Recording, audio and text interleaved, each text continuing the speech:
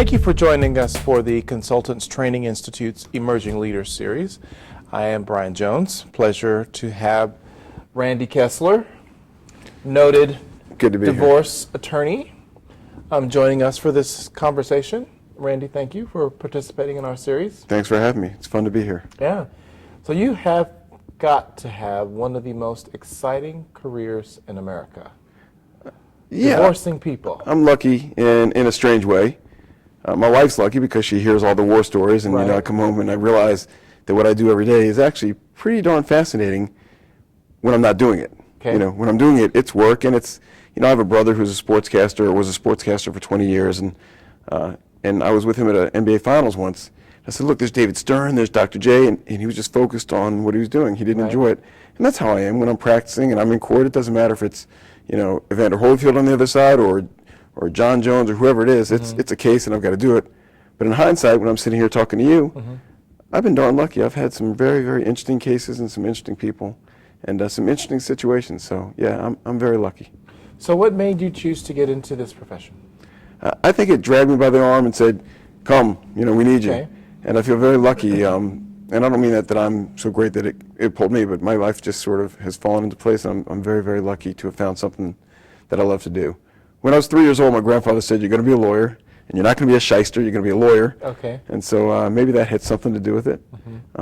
He worked his behind off and was a cab driver, and my dad worked his butt off to support us, and I wanted a career that would make me some money and let me help people. And I'm very lucky. At the end of my career, I've helped people, and if I make money doing it, great, and if I don't, I'd still do it. Right. I'm very lucky.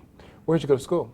Went to New Orleans for high school. Okay. Then I went to Brandeis University in Waltham, Massachusetts, near Boston.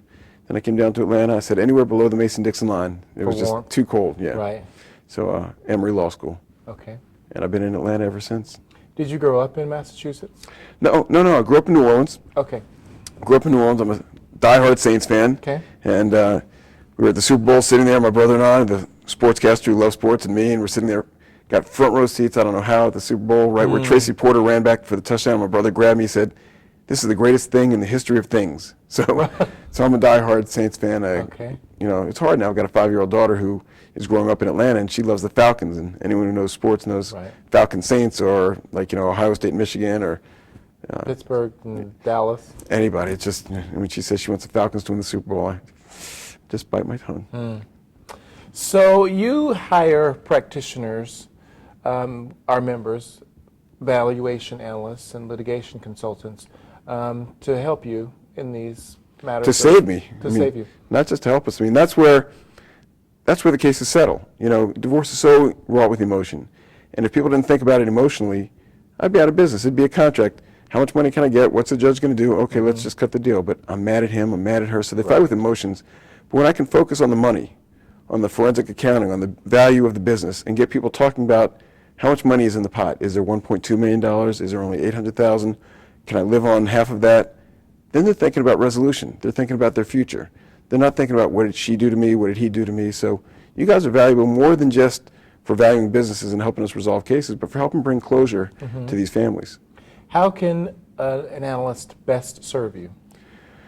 Wow, they can serve us, and it's not serving me, it's serving our clients. They can serve us by taking our lead and asking us, what's this client like, what does this client need? We're not cookie cutter divorce lawyers. There's some people that just fill in the blanks and don't need valuation experts, but the cases that we have where we involve financial experts or valuation people have some assets to them. So who's driving the train? If I was the valuation person, I'd say, Randy, tell me if this client is emotional, tell me what they're really attached to, tell me how to talk to them, how to interact with them. Do you not want me to interact with them? Do I interact with their assistant, their secretary? But just ask us about the client before we get started instead of learning it by calling us and saying, she really didn't like me asking about her sister-in-law. I could have told you that. Right. So really up front, when you engage these professionals, to have the kind of dialogue as to the appropriate interaction with you and the client, what are some of the biggest things you find challenging in the whole process of getting the financial analysis pulled together? I'll answer that. I want to go back to the other question a little bit more if I can, because I know I'm answering questions with emotion instead of facts, and if you get this document or this spreadsheet, because really we're sort of captains of the ship, the divorce lawyer. We're quarterbacks, and you guys are out there, accomplishing the mission. So it is more of a conceptual thing for me. Okay. You guys put the numbers together and get the numbers for us. And so your next question was, what can you do to help us, and what documents, and how can, I want you to take over. I want you to look at it and say, this is my job, I'm good at this. Act as if I know nothing about how to value business. Act as if I'm a 3-year-old that couldn't understand it, and make it simple enough for me. Not because I don't know it, and I certainly don't know it as well as any of you all do, but the judge certainly doesn't know it, or the mediator, or the jury, or whoever it's going to be deciding these issues. And I want you all to take this complex situation and just make it simple. And that's 90% of what I want people to do. I also want you to sort of take the initiative and say, I haven't heard from Randy Kessler in 2 weeks. Let me call him and see why we haven't done anything. And it may be the case is on hold. They may be reconciling. There may be other things going on. So we need communication. We need at least weekly phone calls or emails, just making sure that nobody's letting something fall through the gap. You have been involved in a number of high-profile cases. Are there some that you could discuss and talk about, and some of the unique circumstances with those? I've been very, very lucky. Very few of ours go public. We've had so many. And maybe it's because Atlanta's just a hotbed. It's the mini LA. There are a lot of actors and hip-hop artists and athletes that just seem to come to Atlanta. So Atlanta's got some celebrities. Maybe 10 or 20% of the ones that we handle are actually out there, have been reported on, or somebody called the press, and so they've been out there. And I can mention them. I can't talk about client interactions, but it's sort of interesting in Atlanta. I've represented Christina Milian against a guy named The Dream. And he wrote some songs like All the Single Ladies that Beyonce wrote, and I think he wrote Baby, Baby, Baby by Justin Bieber. So he's this high-end guy, and it's awe-inspiring when I see people like this that are coming to me for guidance. She's very famous too. She's an actress, and she was, a child actress and a singer, and she's on The Voice, and so I see her on TV. It's sort of a nice little thrill when I click channels and, oh, there's someone that I know personally, or my daughter knows her daughter, and we've gotten together socially. But the cases are all the same. Human emotion is human emotion, whether you're rich, poor, black, white, live in Atlanta, live in Jersey, live in California. I mean, it's human emotion that drives things, and nobody's immune from being angry at their ex, or nobody's immune from these things that pull them in the wrong direction. And my job is to pull these people that are so powerful that I actually have to put them back on track. And it's a powerful feeling that I'm looking at them saying, this is your child. Visit with your child. Don't you want to visit with your child? It's the right thing to do. It will also help your case if you visit with your child. The judge will like you more. But even if you do it for the wrong reason, maybe some good comes out of it. Maybe you get a better relationship. So I've been lucky. I mean, you asked about famous cases. Some other ones I can talk about. We sued Evander Holyfield a few times. We've been in cases against a guy named Andre Rison, represented Nene Leakes from The Real Housewives, and she's wonderful. She just every time she walks in the room, she lights up the room just like she does on TV. And she calls my daughter, who has curly hair like I had when I was a kid, and my daughter looks just like me, she calls her Randalina.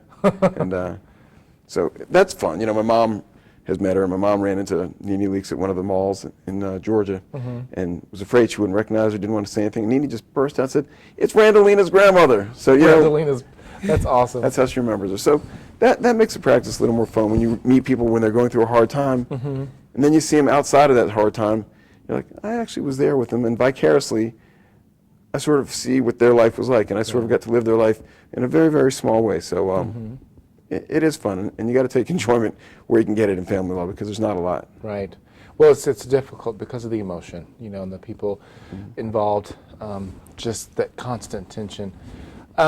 You're presenting at the conference here on a topic, how to present yourself better, or to attract, how to present yourself good to attorneys, to attract business from them. What are some tips and advice that you would give to matrimonial practitioners on the financial valuation side? There are a lot of tips, but really just keep it real. Who would you rather do business with?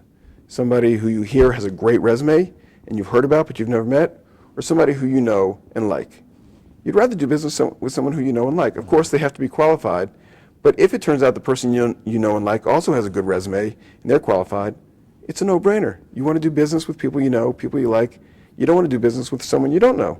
They may have a great resume, but we all know about great doctors that have no bedside manner. Right. I don't want a doctor with no bedside manner. I don't want a doctor that's all bedside manner and no expertise. Skills. Right. But I think the number one thing is meet people that can send you business and stay in touch with them and be persistent too.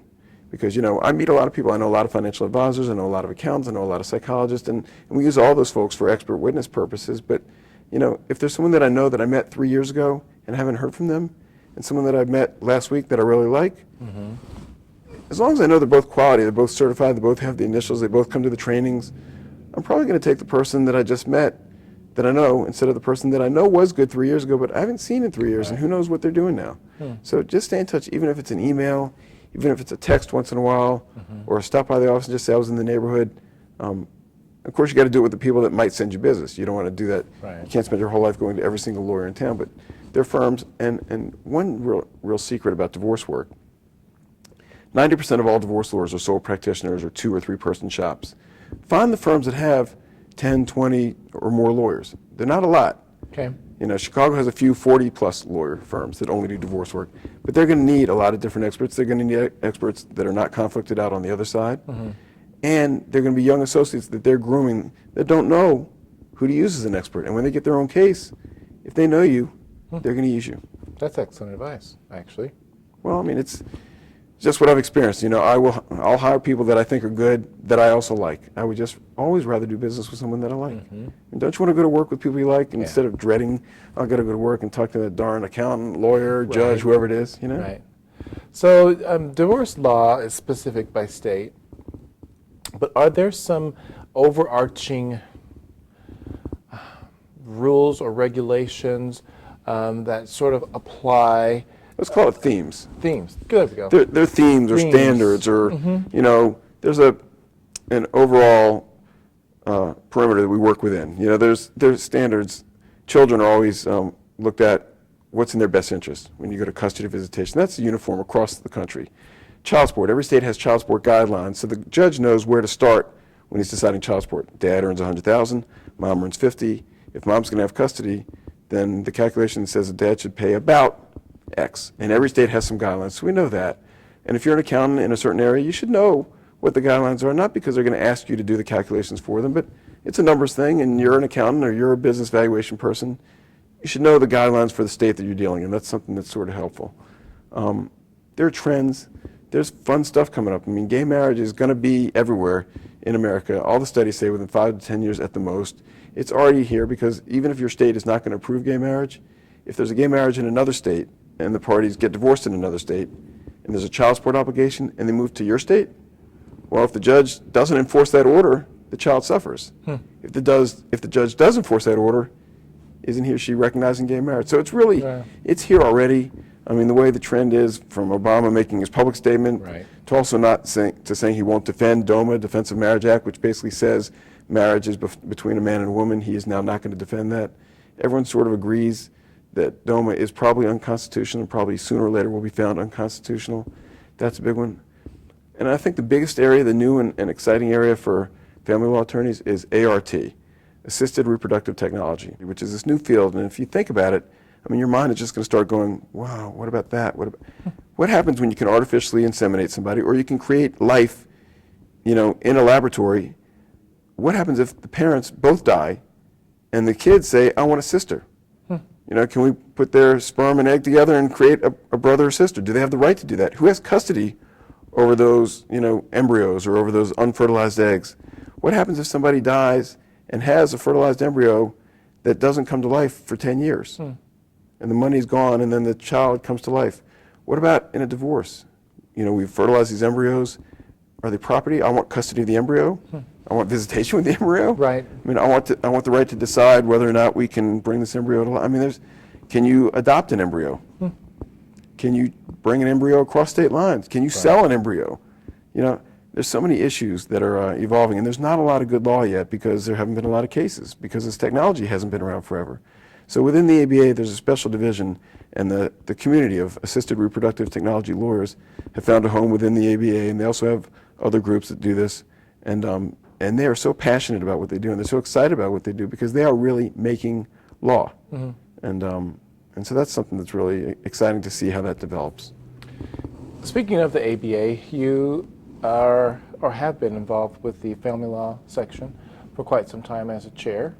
What are some of the things that you did during your tenure that you hope to leave your legacy on the family law section? I feel like Bill Clinton, are you better off today than you were 4 years ago? You know, I hope we're better off. I hope that I haven't screwed anything up, first and foremost. Right. I think I've done a good job. Our seminars were the most highly attended seminars in a long time. We had some great programs. We had some great programming. But we've just done a lot of things. We've included a lot more people. We've grown the section. Our membership is up. My stamp, I don't know that I have a stamp. You know, every chair comes in and says, here's my platform. I want to do this and this and this. I wasn't like that. I got together with the chair 3 years ago and the chair the next year and then me. And we had a joint platform, and it was called Families Matter. Okay. We've had this initiative where we've tried to get people to get together and figure out how do we reduce the negative impact the family law has on families and on children. We've done some great things. We got together in Baltimore. Everyone paid their own way, psychologists, lawyers, business valuation people. Leah Sears, the former Chief Justice of the Georgia Supreme Court, came on her own nickel and gave a keynote speech about marriage and the effects of breaking up a marriage.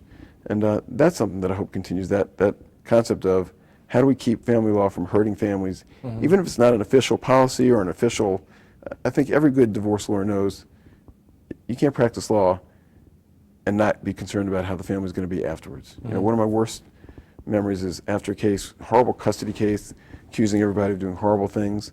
I looked at the other lawyer, I said, even though we've had 8 days of custody battle, why don't we see what we can do to reconcile some of the issues and make them at least get along? They're still a family. And that lawyer looked at me and said, they're not a family. And I just thought that was disgusting. I mean, they are going to be a family. Parents may not be married, but they're related, period. Yeah. And you got to keep that in the back of your mind if you do what I do. You're also a regular guest commentator on the Nancy Grace Show. Nancy Grace. That's a pretty cool gig. How did that come about? Nancy's a fun show. The truth is, we're talking truth. We're on tape now. My office is across the street from CNN. Okay. And I wear a suit every day. And I'm not afraid to talk on TV or on camera, so they call me and they say, this guy will be on. Obviously, they know that I've got some credentials, and I'm going to show up, and I'll be on time, and I'll speak okay, and I know how to speak now in 8-second sound bites. Right. But I've known Nancy Grace for a long time, and I helped her on her court TV show 15 years ago. Okay. I really do more at CNN, talking about family law for CNN, on other shows like Anderson Cooper or Jane Velez Mitchell or Prime News. I enjoy those more than I enjoy Nancy Grace. Okay. Because Nancy Grace makes me uncomfortable, which is her job. Right. Oh, yeah. And she often asks me criminal defense questions, which I'm not really an expert in anymore. I've done some criminal defense work in the past. But her job is to put me on the spot because she is the one who's advocating for the victim and the victim families. And I am the lawyer that might try to get the guy who did it off the hook. So it's a hard role to play, but it's great practice for trial. Because if a judge has to understand the situation in bullet points and quickly, I mean, America has to get it in 8 seconds. I got to figure out what can I say that's intelligible, that they'll understand, that sounds good, and I'm done. Right. You know, and if I can do it in 8 seconds on Nancy Grace, the judge might give me 30 minutes. You know, that's an eternity now. So. What was one of the most fun segments that you've done with her on that show, or any of the CNN shows? There are a bunch of them. I mean, you know, it was. I actually was. Here's one that's interesting. It was not fun because it was a sad day, but I remember I was at CNN to talk about a dad. There was a mom who had left town with her baby, and her boyfriend, who was a child molester, was in the car with her. They don't know if he was kidnapping them or if it was voluntary, and for some reason that was their top story on CNN or Prime News on Headline News. 5 o'clock, I was interviewed about that. They said, stick around, stay in the studio because we'll do it again at 6 o'clock. So I sat there, and I'm sitting next to Rochelle Carey, another anchor at CNN, and she shows me her BlackBerry. It says, TMZ's reporting that Michael Jackson's had a heart attack. Oh. And I'm getting chills now. And I'm there with the anchor, Mike Galanos, right there. And I said, yeah, but that's TMZ. And she goes, TMZ is always on it, you know. And then they reported that Michael Jackson was dead. And I said, that's unbelievable. Are y'all going with that? And they said, we're going to confirm it. And a few minutes later, I heard Mike Galanos in his ear say, is that true? Can we go with it? Is Michael Jackson at age 51, confirmed dead by the Los Angeles. I mean, I got chills. It's like my parents saying, do you remember where you were when John Kennedy was shot or when the Challenger blew up? And I was actually in the studio watching them report it. And so that was interesting. I felt like I was watching history right up front. So every now and then you get little shocks like that that make you realize how important the media is and TV is. So. Tell us about your family. How long do we have? Oh, and as much as you want to talk. My family is the best thing in the world. And I thought I got it. I was a family law attorney, and I saw men that fought really hard to spend time with their kids, and I saw women that fought really hard, and I waited a long time to have a family. Okay. I dated my wife Valerie off and on for 20 or so years. We finally got married 6 years ago, and we now have a 5-year-old daughter who is the love of our lives. She travels with us. She's come with me to this program, to this seminar today, and she's come with me all over the world. And she doesn't know she's spoiled, and of course I can't really take her, and we stay in the Ritz and she stays in Motel 6, so Right. I'm wrestling with that. How do I make sure she grows up and knows that this is very, very lucky kind of life that we have, but she's wonderful. We get on a plane, and she was probably Delta's youngest medallion, and every time we get on youngest platinum medallion, so every time we get on a plane, she'll sit next to me and she'll say, "Daddy, teach me something new." And I'm an older parent. Okay. When you're a younger parent, not that there's any difference, not that you love your kid any less, but when you're a younger parent and you're not so sure about your future, your kid's walking, that's good. I'm glad he's walking. I still got to go earn a living. Right. When you're 40 or so and your kid walks everything, he's walking, she's walking. So Right. we try to appreciate and value every minute. And of course, without my wife, I wouldn't have my daughter. So I love my wife independently and now doubly because she gave me Jolie. So. Great family. I've met them both. Beautiful. My daughter loves you. My wife loves you too. My daughter's crazy about you. Randy, thank you so much for allowing us to have a little bit of insight into the work that you do, and also for our practitioners who support attorneys to help them maybe get some tools to make them a little more successful. Totally Well, thank you. appreciate it. In my opinion, we're all in it together. Yeah. The people I represent are going through a hard time, and if knowledge is power. If the accountants and the valuation people can know how to best help my clients are better off. So thank you, and thank you for letting me come. Absolutely. Looking forward to working with you. Thanks, Brian.